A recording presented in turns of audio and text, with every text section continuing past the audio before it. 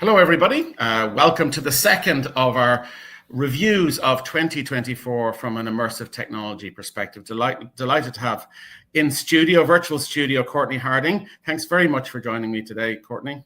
Thanks for having me. Just to let people know that this is the second of our reviews of 2024. The first was with Niall Campion from Vray, an Irish company that specialises in military simulation VR. You can catch that as well on the AR VR Innovate YouTube channel. That's gone live, so do check that out. Cortney, you're no stranger to AR VR Innovate, having spoken at a couple of the conferences, but a lot of people may not know you.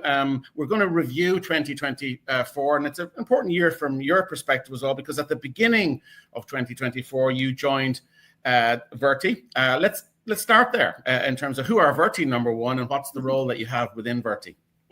Yeah, so 2024 has been a great year. I was just thinking about it and thinking about all the cool stuff that's happened. And yeah, so joining Verti in January of 24 was kind of the first cool thing that happened. So Verti it's the Squarespace for VR, essentially, right? So there's two parts to the platform. Part one is the 360 video side of the house. So users can create 360 video, upload it, and make it interactive with no code. So it basically, democratizes the process for everyone. So there's that side of the house. The other side of the house is our AI-powered virtual humans, and Verti just released a new version of those earlier in December. So it's very exciting. And those are basically, again, really easy to program virtual humans that you can have conversations with. So it's great for pretty much anything. And I've done some really weird things with a few of them. But most normal people are using them for practice, having conversations about, difficult issues, workplace behavioral issues, just really any way that you want to feel sort of comfortable having those hard conversations. And because the responses are AI generated, then you're going to have a different experience every time. So it's not scripted or prescriptive necessarily. So it really gives you a very realistic scenario because everyone's going to say something kind of different. How do you think, or do you think people will integrate both dimensions, namely the 360 video and the avatar? Is it the case that they do interact with each other, or could you do them independently of each other? Yeah, you could do them independently, but a lot of people do both, right? So you could have a course where you are, for example, analyzing a 360 video and then explaining to the virtual human and answering questions what you saw. That's one. You can sort of do different things in both. You can, the virtual humans are really good for like conversation practice. But there's that uncanny valley, right? There are virtual humans. So if you want something that's like super realistic, although more limited, then you can do 360 video with the conversation stuff. Now, the virtual humans are, again, just conversational. So if you're looking for something that's a little bit more like hard skills, then that's where the 360 video comes in. So we've seen a lot of people doing a lot of different things with both and then putting together kind of classes. My role at Verti is kind of what we're just talking about right now, which is helping people figure out what to do. Right. So it's interesting. I was working on a proposal for another potential partner this morning. And, the challenge comes with a lot of this new technology when people don't quite know why they're doing it. Right. And I run into this constantly, having worked in VR now for 8 years. Oh, my gosh. And having worked in AI more recently in the last couple of years. Right. People just see this new technology. They think, oh, it's so cool. It's so fascinating. Everyone's got a headset. We have to do this as well.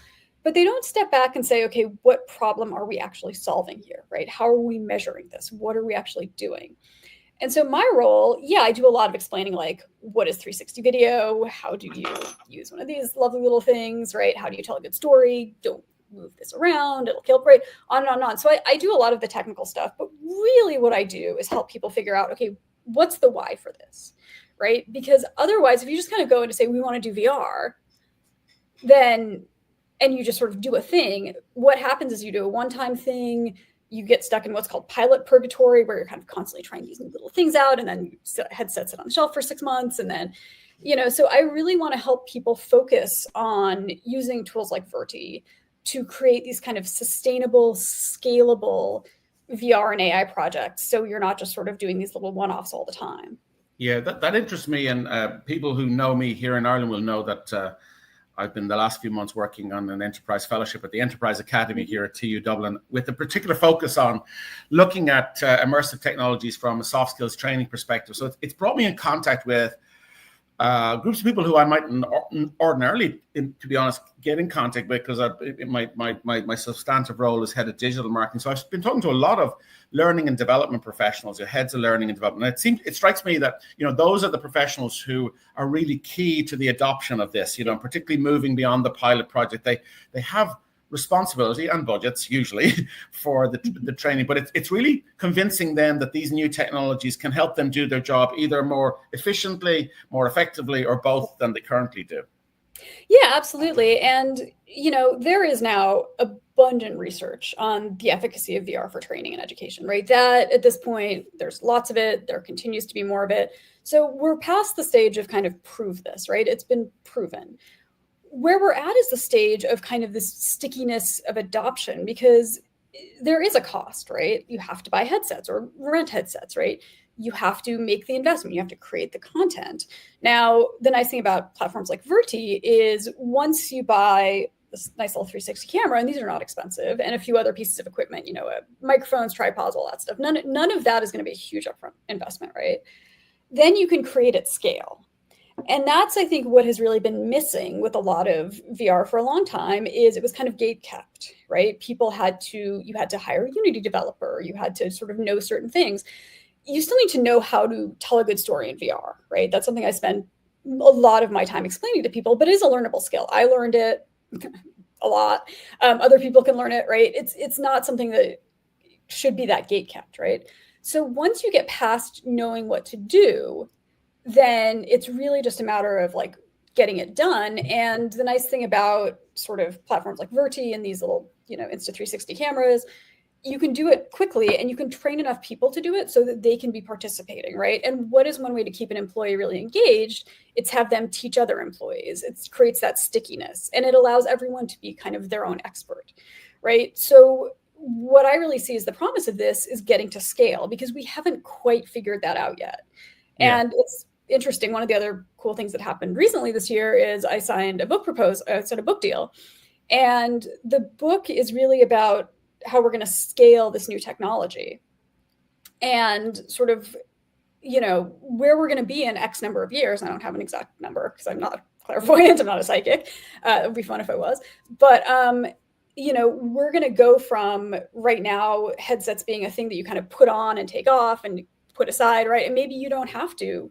You put on your headset maybe one day a month and then it sits on the shelf where somebody else uses it, right? So it's that kind of very low level of use.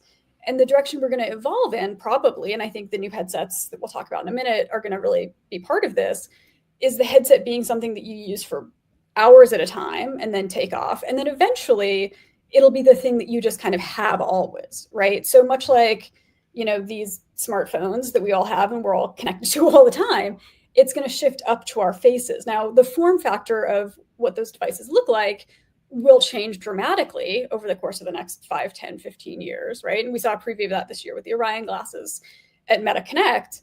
Yeah. But we're going to just sort of move in that direction. And so, again, right now in this very early stage, the focus for me pushing that forward has to be like, how can we make these headsets as useful as possible, as much of the time as possible, to really create that behavior so that people will continue to use these and continue to use them more.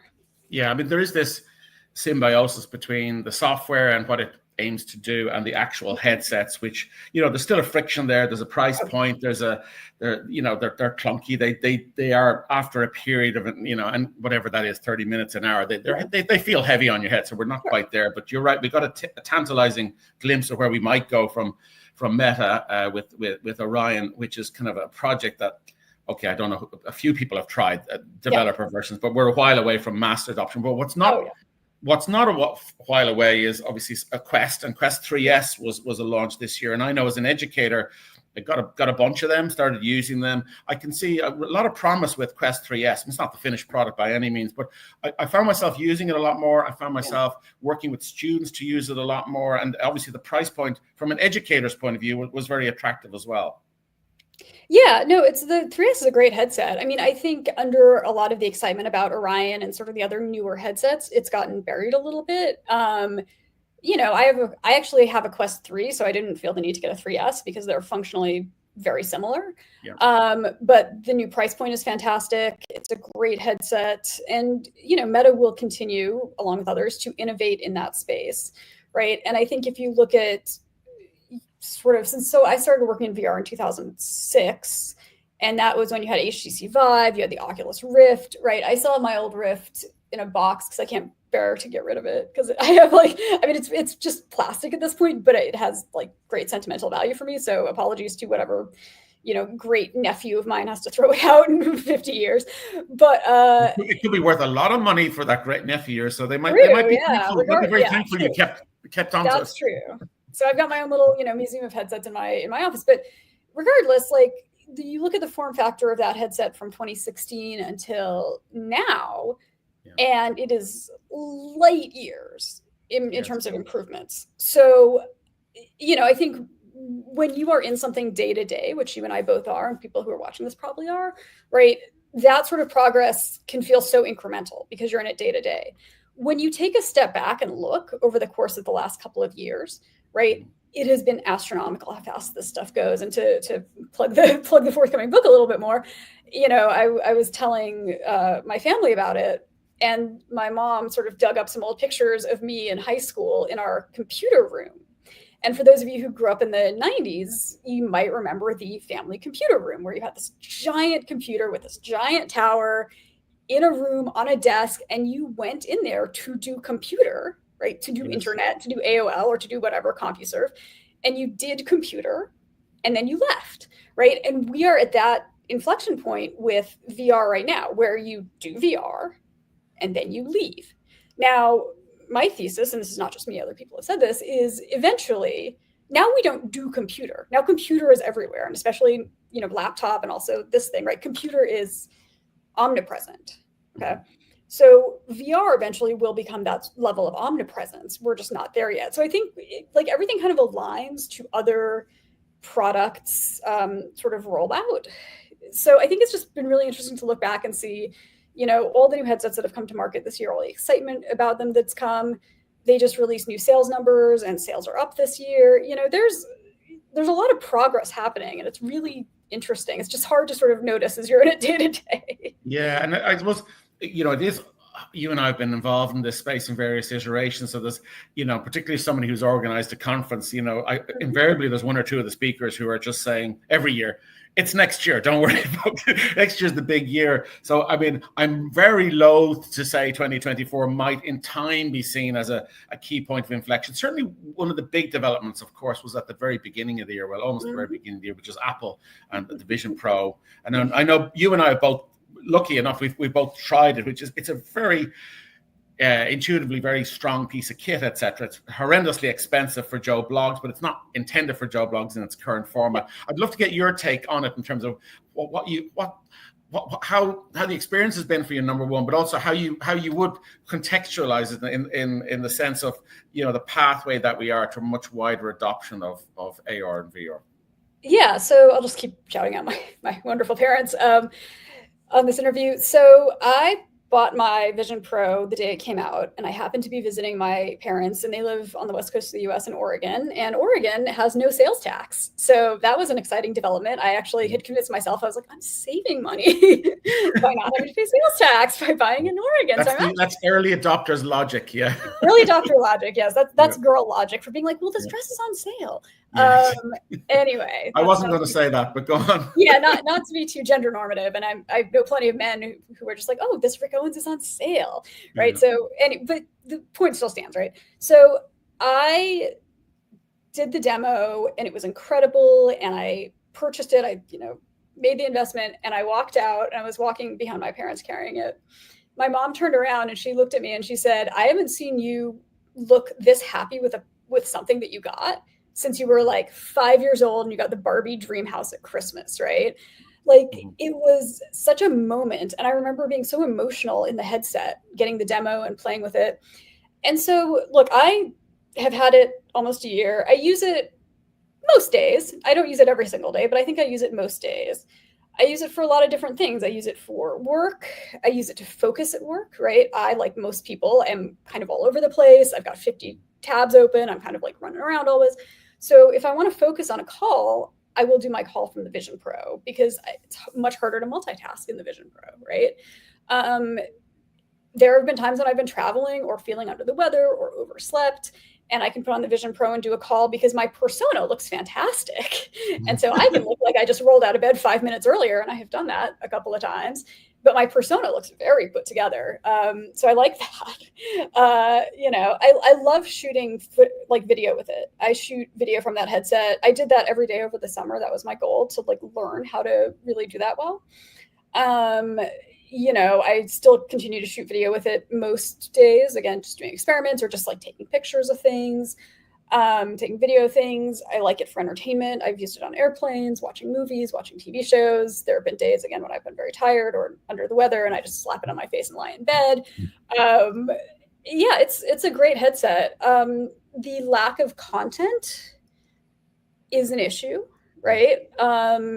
Apple seems to be totally fine spending $1 zillion and $10 to fund some movie star's vanity project and then not advertising it, right? That seems to be Apple's whole logic at this point with their sort of TV and entertainment side of the house. Not to be too mean about it, but like, you know, in that, but they have not invested as much as I think they should have in original content for the Vision Pro. Although some of the stuff they've done has been incredibly cool. There's a Weekend music video that is like really next level and really interesting. They've done some really cool short form docs. They did they did a piece that was kind of like a mini movie about a submarine. That story-wise was not amazing, but sort of from a angles and vision perspective was kind of interesting. So they've done a lot of cool stuff. You know, and this has been like Apple's MO for the last several product releases has been they release like a developer version first, and they sort of use that as almost a research tool, right? So they want to see what people are doing with it, what people are building for it. And, you know, I don't think as many people are maybe building for this right now as we're building for the phone or the watch. Mm-hmm. But I still think people are starting to build for it. I think they're gathering that data. So, you know, it's not going to hit maybe as quickly as some of their other devices, I don't think. Mm-hmm. But I do think we are on a path forward where what they've done has really sort of stimulated the market. Yeah, I mean, I know there has been some comment, you know, that to the effect that you've just made yourself, that, you know, maybe developers haven't quite rolled in behind the plan, and maybe, you know, that that's something that's, you know, a challenge for them. We certainly will not watch 2025 just to see, you know, where they go forward with it. Nonetheless, as you say, massive investment from them, obviously continuing massive investment from Meta stroke Facebook. And I suppose towards the back end of the year, then we saw Google show its hand as well. And like you and I do remember the early days of Google Glass, and I was lucky enough to be one of the first people in Ireland wearing one. Shout out to Dave Lorenzini, who might be well known to a lot of people as a veteran of the business, brought one over to Dublin, I think in 2014, and then it flopped and it just didn't take anywhere. But they've always been biding their time, Google, because they've been, you know, I think it's just a number of weeks ago, we saw the launch of Android XR, as they're calling it, big collaboration between themselves and Samsung. What's your take on this and what it could mean? I mean, it's so interesting if you look at, you know, Google's history, because Google did the Google Glass very early, right? Yeah. I'm hesitant to call anything a flop because I think everything builds on something else, right? So you can see the bones of Google Glass in these new devices. They just look a lot better, right? I think Google Glass was really like a prototype that they kind of, I mean, they must have known no one was actually going to wear that out, because they would get, you know, people would wear them in San Francisco and other people would like throw drinks at them, which I don't condone, but they looked ridiculous, right? Now if you look at the form factor for a lot of these glasses, they look fantastic. And, you know, I remember Google Cardboard, I remember Google Daydream, you know, Google has played in this space on a number of occasions. But the fact that Google and Samsung are now getting back into the market, I think, is a really, really positive sign. I have not personally spent time with that headset. I've read about it. I've seen videos of it. You know, I have not had a chance. Me the same. I haven't managed to get my hands on them yet. Yeah. But I will at the start of the year. And I am curious. I'm excited. It looks great from everything I've read. It's going to be great. And so again, it's a positive sign, right? Apple getting into the market is a positive sign. Google and Samsung getting back in, positive sign. Meta continuing to invest, positive sign, right? These signs are all there. And that's great. Like, again, I'm loath to say 2025 is the year, because I've said that many years, and every year is the year and not the year, right? If it's very incremental, and I think we have been trained by any number of reasons to think everything has to happen immediately, right? It's the Amazonization of the world, right? I was looking on Amazon for something yesterday, and I was just like, what do you mean I can't get this delivered tomorrow, right? I was just angry about and also it's the holidays. But I think our brains have been trained for this like instant gratification. So when technology doesn't come out and all of a sudden everyone's using it immediately all the time, then everyone's like, that's a failure. And it's like, no, things evolve, things take time. Yeah. I mean, I think one of the dimensions of 2024 that's interesting is that point, the evolution point, but also just, playing the long game here. By that, I mean, someone who works in the university sector and looking at my students and then looking at the next generation coming behind them, the 15 to 24. It's like they are so immersed in virtual worlds, and we haven't talked about virtual worlds yet, but we spent a lot of our time talking about the form factor. But ultimately, the form factors mean nothing unless there's a reason to put the headset on. And I think one of the big plays here, as well as training, which we've discussed, is this ability to be social animals in a virtual space. Now, people of my generation probably don't even get this, but this is currently a big part of young people's worlds anyway. In Roblox and Minecraft, they're just doing it in a two-dimensional space. But projecting forward just 5-10 years, I think it's fair to say a lot of that process will be in using form factors that we've just been discussing, or the next gen version of them. Even this year, we saw HTC getting into this space with Viverse and a Viverse for Business. I think Microsoft Mesh, I think it was 2024, I think certainly started to roll out in a large way. I think that's an interesting space to watch as well, isn't it? The virtual worlds and how they're going to evolve. Well, look, I think the metaverse, right, that term that is now kind of... You said it. We said the M word. Said the M word, right? Like, this goes back to the instant gratification thing, right? Meta released Horizon Worlds and Horizon Workrooms, still working on them, right? Those have not gone away. Yeah. And in certain communities, they're very popular. They didn't set the world on fire, I think, as some people expected, which is fine, right? But what has happened now is, I was reading something where Horizon Worlds is now mostly young people using it. Right. Yes. And Roblox is mostly young people. And I go into Roblox every so often just to stay on top of it. And man, it's loud. It is not for me. It is for, as far as I can tell, 12-year-olds who just really scream a lot. But in saying that, I recognize that's important and valuable, and although very loud, very loud. And,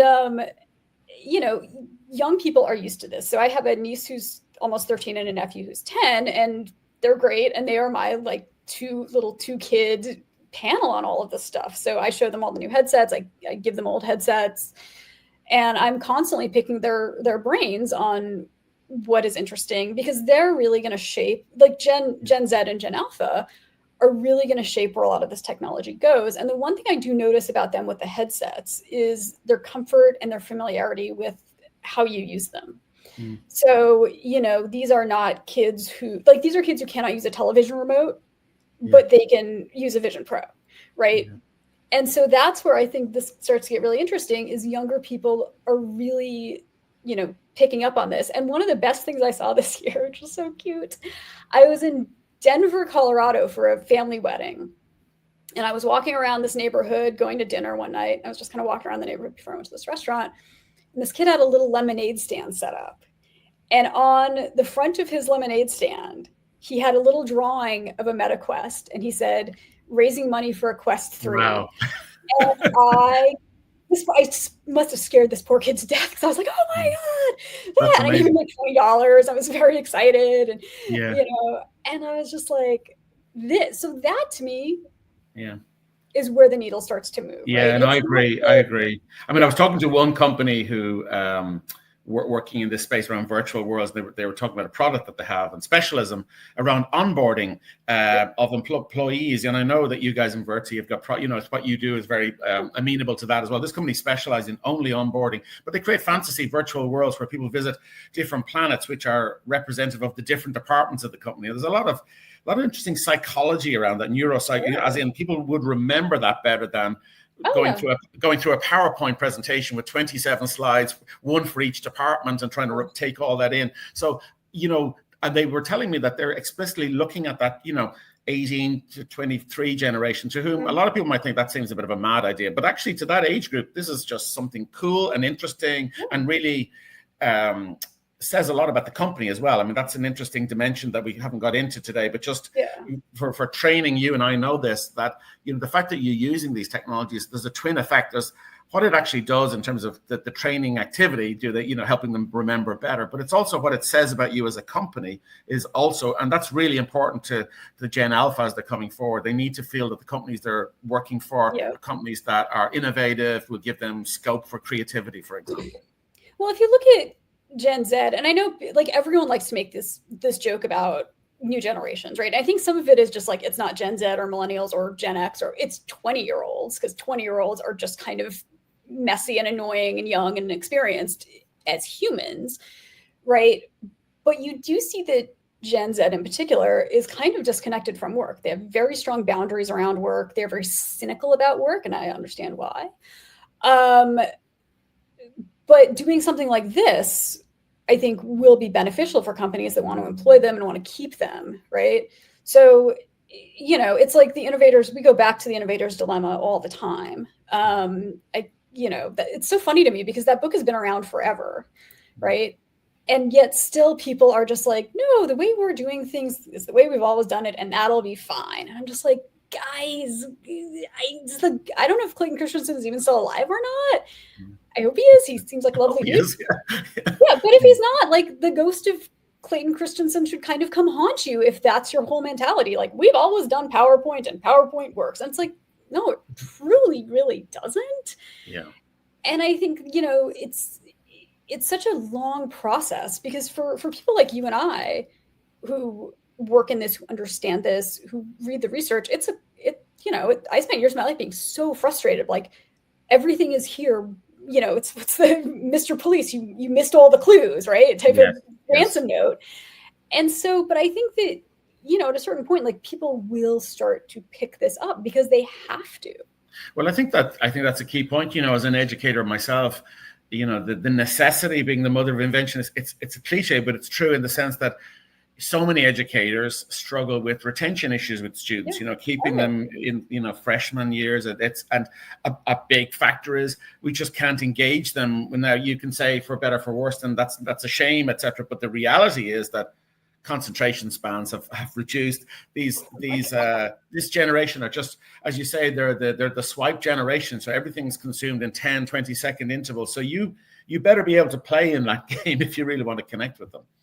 Oh, I'm 44 years old. I have the attention span of a goldfish at this point. Like, I am ashamed by how much time I spend jumping around. Everyone does, right? Even my I know people in their 70s and 80s who are just kind of swiping. Like, our brains have been rewired in that way, which is really fascinating to think about. But yeah, I mean, it is the type of, it's interesting because a lot of what you're consuming on headset is longer form. I don't see a world where there's like a TikTok for VR. And maybe I'm wrong, and maybe Pico or ByteDance is building that right now. So again, could be wrong. But I think this almost feels like slower consumption to me. And it also feels less distracted. So if I'm watching a movie in headset, I might stop once or twice to just take a break and, use the bathroom or get a snack, but I'm generally in it. Whereas if I'm watching on my television screen or my laptop, or God forbid my phone, I'm just scrolling. I think you're right. And as you say, there's tons of research. I mean, it's not necessarily that well disseminated that'd be my view. There's I would say a lot of academic research, but, talking to people in training development, they're not really that aware of it yet in terms of just the metrics around this. But one of the big factors for the success of this is, as you say, is the ability to shut out other distractions. So, the retention is going to be higher in this medium. And so even media that we might have used historically, they're just, I'm thinking of a lecture in a classroom with a bunch of PowerPoints. Unfortunately, too many of the people in the classroom are on their mobile phone at the same time. We just know that these type of distractions are out there, and that applies equally in the workplace. We don't have that much time left. Cortney, I do want to just touch on AI, and its interaction. It's it's the big story of business and technology generally, and a lot of people writing about it as being an important symbiotic relationship. And I feel that way myself between, XR taking off is just AI will enable that, and vice versa. I think that a lot of the best deployments of AI will potentially be in virtual environments. The ability to actually learn and develop and interact and socialize will be powered by AI, but actually our experience of them might be in virtual, using virtual technologies and headsets. Yeah, absolutely. I mean, it's funny this year, all the sort of hype and buzz around AI, I feel like everyone kind of comes down on one side or the other, which is they either think AI can do millions of things that it can't actually do, or they are just so skeptical of AI. They're like, yeah, it's a fad. And it's like, no, they're somewhere in the middle, right? So I think everyone who thinks AI is going to steal everyone's job tomorrow are wildly overstating the capabilities of the technology. And I think people who are like, no, it's I've never used it, right? Those people are just going to fall behind. And I think it's going to prompt this massive rethink into work, into consumption. And, all this technology is going to kind of rise up together, right? So the term Web3, I know, is a little bit passé at this point, but I think it really does describe the new way that we're going to consume and disseminate information. And that's HMD based, right? So headset, glasses, whatever the form factor looks like. It's going to be very individualized, right? And powered by AI, because AI is going to be just constantly scraping our social profiles, knowing everything about us, and then being able to give us in turn what we want, right? And there's a whole sort of loop there that's going to be fascinating to dig into as this technology advances. It's going to create a frictionless world. And then you're also going to see these other technologies coming back. So, we've seen Bitcoin go through the roof, and crypto, it's sort of this renewed interest in crypto. I think in the next couple of years, we're going to see a renewed interest in NFTs. That's because the NFT boom initially was very frothy and kind of silly, but the underlying technology of NFT is actually fascinating, right? So I think we're going to see all these things kind of rise together in tandem, and that's in, 10, 15, 20 years, that's just going to be our new normal. Like if I'd sat here talking to you in 2004, I'd be like, yeah, there's this cool new thing where you can like watch a video on the internet. It's called YouTube. So interesting, right? Now, that's just a normal thing, right? But at the time, it was like, oh, cool. The cafe down the street from me has Wi-Fi. I can work in a cafe. Yeah. Oh my God. I mean, that is one of the fascinating things is that, even the 12 months, as you say, it's just a sliver of time. Yeah. And it will be fascinating. Hopefully YouTube still exists and people in 2034 are watching this video and saying, those guys got it so wrong. Look at her hair. What was that all about? What was all that prediction about? But listen, Cortney, loved chatting to you. I know you'll be over in Europe a couple of times this year. We hope we'll see you in Dublin a couple of times as well. We'll give a shout out to our audience if you're in town, and looking forward to 2025 and all that it brings. I wish you and all your followers on various social channels a very happy new year. Thanks for joining us. Yeah, happy new year, happy holidays, and 2025, here we go.